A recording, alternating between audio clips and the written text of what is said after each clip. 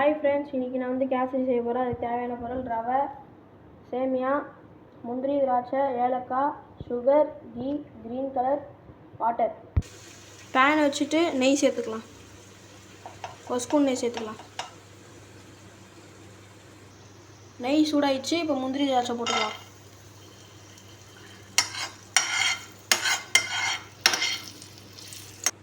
முந்திரி திராட்சை ப்ரௌன் ஆயிடுச்சு, எடுத்துக்கலாம்.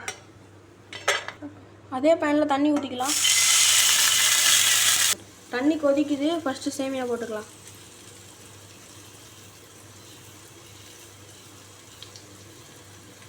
சேமியா கொஞ்சம் வெந்துச்சு, ரவை போட்டுக்கலாம்.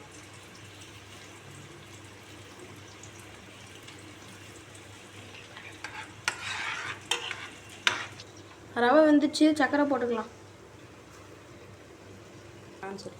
க்ரீன் ஆப்பிள் கலர் போட்டுக்கலாம். முந்திரி திராட்சை போட்டு ஒரு ஸ்பூன் நெய் போட்டு கலரிட்டு இறக்கிக்கலாம். அவ்வளோதான் ஃப்ரெண்ட்ஸ், கேசரி ரெடி ஆயிடுச்சு. ஒரு ஸ்பூன் சர்வ் பண்ணிக்கலாம் போட்டு.